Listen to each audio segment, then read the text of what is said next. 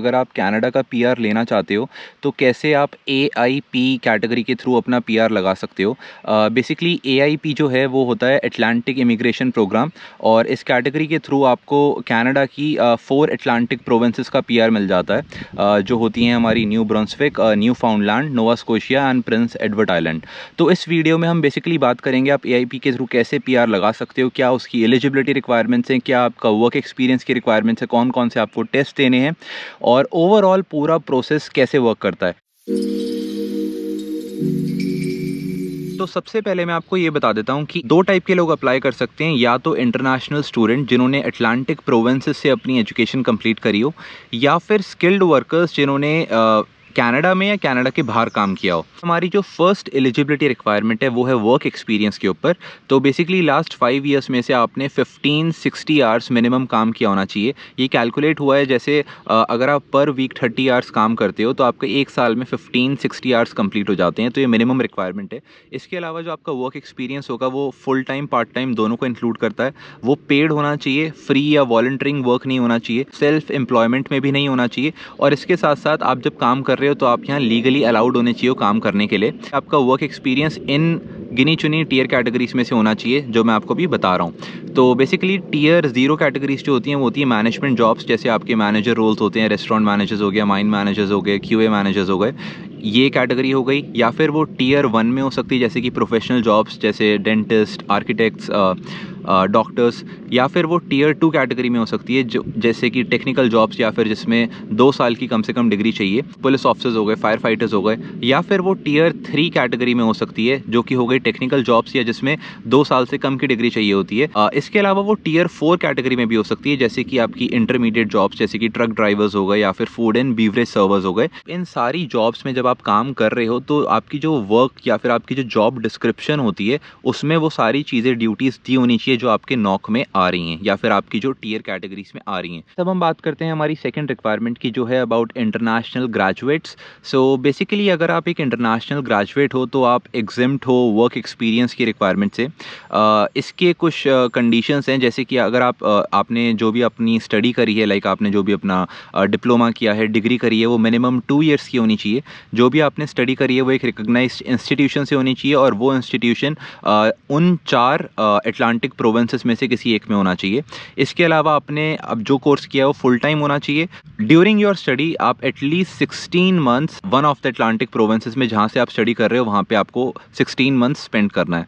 इसके अलावा during your study आपके पास एक ऑफिशियल स्टडी परमिट भी होना चाहिए। अब हम बात करते हैं अबाउट एजुकेशनल रिक्वायरमेंट्स। तो बेसिकली इसमें जो आपकी जॉब ऑफर आ रही है अगर तो वो टीयर 0 कैटेगरी में आती है या टीयर 1 कैटेगरी में आती है तो उसके लिए आपको 1 साल की एजुकेशन चाहिए जो कि पोस्ट सेकेंडरी होनी चाहिए। जैसे कि आपका पीजी डिप्लोमा हो सकता है या फिर आपकी मास्टर्स डिग्री हो सकती है, पीएचडी भी हो सकती है। दूसरी कैटेगरी अगर आपका जॉब ऑफर आता है टीयर 2 में या टीयर 3 में या टीयर 4 कैटेगरी में तो उसके लिए आपको सिर्फ कनाडा हाई स्कूल डिप्लोमा चाहिए, जो कि कनाडा में भी हो सकता है या फिर कनाडा के बाहर भी हो सकता है। अगर आपने इंडिया से या किसी और कंट्री से अपनी एजुकेशन करी है और आप इस कैटेगरी में लगा रहे हो तो उसके लिए आपको एजुकेशन क्रेडेंशियल असेसमेंट कराना पड़ेगा जैसे कि वेस्ट के थ्रू होता है। वो जो आप ईसीए कराओगे वो 5 साल से ज़्यादा पुराना नहीं होना चाहिए। तो अब हम चलते हैं हमारी नेक्स्ट रिक्वायरमेंट में जो कि है अबाउट लैंग्वेज रिक्वायरमेंट्स। तो बेसिकली लैंग्वेज रिक्वायरमेंट्स 2 कैटेगरी से चेक होती हैं। पहला हो गया हमारा कैनेडियन लैंग्वेज बेंचमार्क, और जिसको हम CLB बोलते हैं, या फिर NCLC करके होता है। तो बेसिकली अगर मैं लैंग्वेज रिक्वायरमेंट के बारे में आपको बताऊं तो अगर आप टीयर 0 कैटेगरी में हो या टीयर 1, 2, 3 में हो तो उसके लिए आपकी मिनिमम रिक्वायरमेंट है CLB 5। अगर आप टीयर 4 कैटेगरी के लिए अप्लाई करते हो तो आपकी CLB रिक्वायरमेंट है 4 की। जो आप लैंग्वेज टेस्ट देते हो वो आपका जो रिजल्ट होता है ना वो 2 साल से पुराना नहीं होना चाहिए। तो आप अगर अपना आइल्स का टेस्ट दे रहे हो तो वो 2 साल से अंदर अंदर ही होना चाहिए, उससे ज़्यादा पुराना नहीं होना चाहिए। अब हम चलते हैं हमारे नेक्स्ट टॉपिक पे जो कि है अबाउट सेटलमेंट फंड्स। तो बेसिकली अगर आप कनाडा के अंदर रहते हो तो आपको सेटलमेंट फंड्स शो नहीं करने होते, मगर अगर आप कनाडा के बाहर रहते हो तो आपको सेटलमेंट फंड्स शो करने पड़ते हैं that you are sufficient enough to like आप यहाँ पे अपनी लाइफ सस्टेन कर सकते हो उस चीज़ के लिए। तो इसका एक बेसिकली टेबल आता है, मैं टेबल स्क्रीन पे लगा दूंगा, आप उसको रेफर कर लेना कितनी आपकी फंड्स की रिक्वायरमेंट है। क्योंकि हम सेटलमेंट फंड की बात कर ही रहे थे तो उससे मुझे ये याद आया, अगर आप कनाडा, यूके या यूरोप में रहते हो और आप इंडिया पैसे भेजना चाहते हो तो इसके तरीके तो बहुत हैं, बट एक अच्छी ऐप के बारे में मुझे अभी पता पड़ा है जिसका नाम है पे पेनी। तो बेसिकली पे पेनी का बेस्ट एडवांटेज एडवांटेज ये है कि ये सबसे अच्छे एक्सचेंज रेट देते हैं आपको। कई बार तो आप गूगल से अच्छा एक्सचेंज रेट आपको ये लोग प्रोवाइड करा देते हैं। इसके साथ साथ ये ज़ीरो ट्रांसफ़र फ़ी चार्ज करते हैं। जैसे कई बार अगर आप बैंक्स यूज़ करते हो, बैंक्स के थ्रू ट्रांसफ़र करते हो, तो वो ट्रांसफ़र फ़ी लेते हैं। पे पेनी इज़ ज़ीरो ट्रांसफ़र फ़ी। इसके साथ साथ अगर आप ट्रांसफ़र कर रहे हो, आपको कोई इशू होता है, तो इनकी 24/7 सपोर्ट टीम अवेलेबल रहती है। ये एक रेफ़र एंड अर्न का भी प्रोग्राम देते हैं, जिसके अंदर अगर आप अपने फ्रेंड्स फैमिली को रेफ़र करते हो तो आप उस चीज़ का बेनिफिट उठा सकते हो। ऐप का मैं लिंक दे दूंगा डिस्क्रिप्शन में, आप जाके डाउनलोड कर सकते हो। अब हम चलते हैं वापस टॉपिक पे। अगर आप इस कैटेगरी के थ्रू पीआर लगाना चाहते हो तो आपको जॉब ऑफर की रिक्वायरमेंट है। लेट इट बी आप इंटरनेशनल ग्रेजुएट हो या फिर आप स्किल्ड वर्कर कैटेगरी में कंसिडर कर रहे हो अपने आप को। तो बेसिकली जॉब ऑफर की रिक्वायरमेंट्स ये हैं कि आपका जो जॉब ऑफर मिल रहा है आपको, वो one of the 4 Atlantic provinces में होना चाहिए। वो जो जॉब ऑफर है वो जॉब फुल टाइम होनी चाहिए और सेल्फ एम्प्लॉयड वाली कैटेगरी नहीं होनी चाहिए बेसिकली जॉब में। इसमें कुछ और कंडीशंस है, जैसे अगर वो टियर 0, 1, 2, 3 कैटेगरी में आता है तो उसकी जो एंड डेट होनी चाहिए वो एटलीस्ट 1 ईयर बाद होनी चाहिए आपको पीआर मिलने के बाद। अगर वो टियर 4 कैटेगरी की जॉब है तो उसमें ज़रूरी नहीं है, उसमें कोई भी there is no set and date. इसके अलावा वो जो आप जॉब कर रहे हो वो उस कंपनी में नहीं होनी चाहिए जहां आपका स्पाउस या common law partner majority owner है या मेन एम्प्लॉयर है। और जो आपकी जॉब है वो या तो सेम लेवल पे होनी चाहिए या फिर एक हायर लेवल पे होनी चाहिए। जैसे फॉर एग्जांपल अगर कोई बंदा बाहर क्यूए टेक्नीशियन है, तो अगर वो इस कैटेगरी में लगाना चाहता है तो वो फॉर या तो सेम स्किल पे लगा सकता है क्यूए टेक्नीशियन पे, या फिर एक हायर पोजीशन होनी चाहिए उसको, या क्यूए मैनेजर का रोल होना चाहिए। जब आपको ना जॉब ऑफर मिल जाएगा तो इसमें सीन ये होता है कि क्योंकि ये एम्प्लॉयर ड्रिवन प्रोग्राम है तो बेसिकली आपका जो एम्प्लॉयर है वो डेजिग्नेटेड एम्प्लॉयर होना चाहिए। तो अगर तो कोई नया एम्प्लॉयर है जिसने नया काम शुरू किया, उसने किसी को हायर किया है, वो डेजिग्नेटेड नहीं है, तो आप उनको बता सकते हो कि आप एक डेजिग्नेटेड एम्प्लॉयर बन जाओ, और उनका आपको एक कन्फर्मेशन ऑफ डेजिग्नेशन भी चाहिए होगा to apply for PR under this category. इसके बाद चलते हैं हमारे नेक्स्ट स्टेप पे। जब आपने सारी चीज़ें चेक कर ली, आपके पास जॉब ऑफर भी आ गए, तो फाइनली टाइम आ चुका है कि आप अपने सारे डॉक्यूमेंट्स कलेक्ट करो और अपना पीआर फाइल कर दो। तो डॉक्यूमेंट्स कलेक्ट करने में मैं बता देता हूँ बेसिकली आपको क्या क्या डॉक्यूमेंट्स चाहिए होंगे। सबसे पहला हो गया हमारा लैंग्वेज टेस्ट रिजल्ट्स, जो कि हम आइल्ट्स का आपको बता चुके हैं ऑलरेडी कितनी लैंग्वेज रिक्वायरमेंट्स हैं। मोस्टली CLB 5 की रिक्वायरमेंट आती है टियर 0, 1, 2, 3 कैटेगरी में। इसके अलावा आपको वेस्ट चाहिए होगा, जो कि होता है हमारा एजुकेशन क्रेडेंशियल असेसमेंट। अगर आपने इंडिया से या किसी और कंट्री से आउटसाइड कनाडा अपनी स्टडी करी है तो आपको ECA करवाना पड़ेगा, जो कि 5 साल से पुराना नहीं होना चाहिए।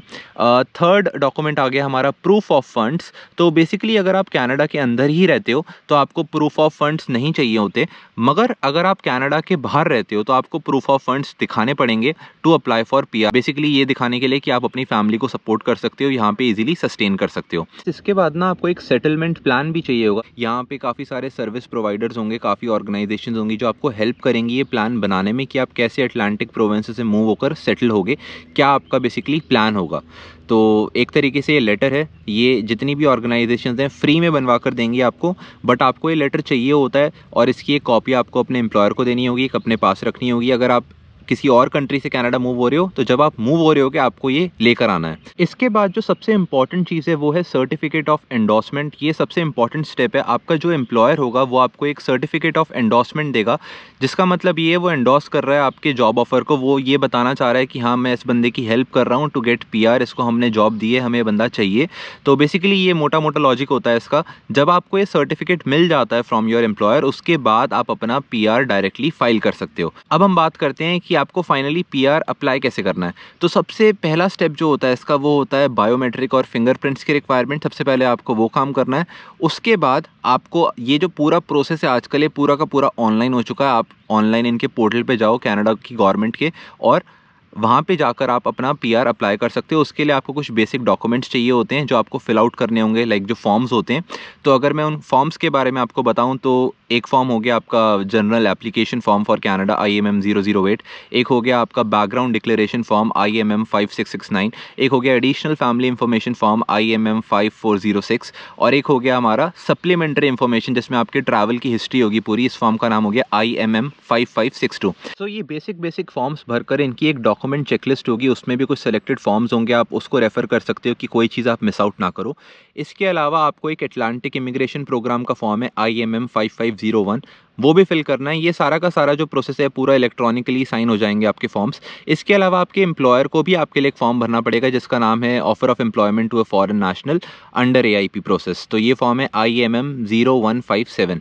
सारे डॉक्यूमेंट्स कंपाइल करने के बाद आपको अपनी फ़ोटो क्लिक करवानी होगी, तो आप फ़ोटो की स्पेसिफिकेशंस चेक कर सकते हो। ऑफिशियल वेबसाइट पे उसकी डिटेल स्पेसिफिकेशंस होंगी, क्या क्या रिक्वायरमेंट्स हैं। फ़ोटोज़ का काम करने के बाद आपको सिर्फ अपनी फ़ीस पे करनी है, और फ़ीस पे करने के बाद आपकी एप्लीकेशन जो है वो सबमिट हो जाएगी।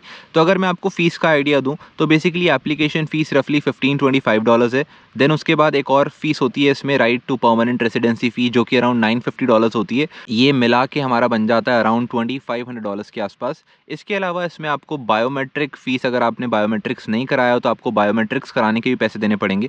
बायोमेट्रिक की फ़ीस रफली अराउंड $85 होती है। तो अगर आप इन सारों को कैलकुलेट कर लोगे तो मेरे हिसाब से $2500 to $2600 के आसपास आपका पैसा लग जाएगा इसमें, to apply for your permanent residency under AIP process. जब आपने पूरा अपना फ़ीस पे करके अप्लाई कर दिया है तो उसके बाद मैं आपको बता देता हूँ इनकी प्रोसेसिंग टाइम क्या है। तो as per official website data इनका प्रोसेसिंग टाइम रफली अराउंड 6 मंथ्स है। तो जब आप फाइल करोगे तब से लेके 6 महीने तक के अंदर आपको अपना PR मिल जाना चाहिए अंडर AIP कैटेगरी। इसके अलावा एक और अच्छी चीज़ इसमें ये है, अगर आप कनाडा के बाहर से या कहीं और से अप्लाई कर रहे हो और आपके पास वर्क परमिट नहीं है, तो आप इस कैटेगरी में अप्लाई करने के बाद, PR अप्लाई करने के बाद ऑफिशियली टेम्पररी वर्क परमिट के लिए भी अप्लाई कर सकते हो। तो बेसिकली उसकी रिक्वायरमेंट्स ये हैं कि आपका जो ये वर्क परमिट होगा ये सिर्फ उन अटलांटिक प्रोविंसेस के लिए होगा, और ये सिर्फ 2 साल के लिए वैलिड होगा। कंडीशन ये हो गई कि आपके पास जॉब ऑफर होना चाहिए from an employer in Atlantic provinces. यही ओवरऑल पूरा प्रोसेस था, कैसे आप अटलांटिक इमिग्रेशन प्रोग्राम के थ्रू अपना PR लगा सकते हो। इस पूरी वीडियो को बनाने का मकसद यही था कि आपका प्रोसेस जो है काफ़ी अच्छे से आपको इन्फॉर्मेशन मिले और आपका जो प्रोसेस है वो इजी हो जाए। बाकी अगर मैं रेफरेंसेस के बारे में बताऊं तो सारी की सारी इन्फॉर्मेशन जो है ये कनाडा गवर्नमेंट की वेबसाइट से है। आप खुद अपना PR लगाने से पहले कनाडा की गवर्नमेंट की वेबसाइट को रेफ़र करो, क्योंकि इसमें काफ़ी चेंजेस होते रहते हैं रिसेंटली। तो हो सकता है बाद में कोई और रिक्वायरमेंट्स आ जाएँ, कोई रिक्वायरमेंट कम हो जाए। तो जब भी आप अपना PR लगाने वाले हो तो एक बार जाकर ऑफिशियल वेबसाइट से कंफर्म करके प्रोसेस तब अपना PR लगाना। बाकी गाइस, ये वीडियो अगर आपको अच्छी लगी हो तो उसको प्लीज़ लाइक करना, फ्रेंड्स फैमिली के साथ शेयर करना और मेरे चैनल को सब्सक्राइब करना। Thank you so much for watching guys, see you in the next video, bye.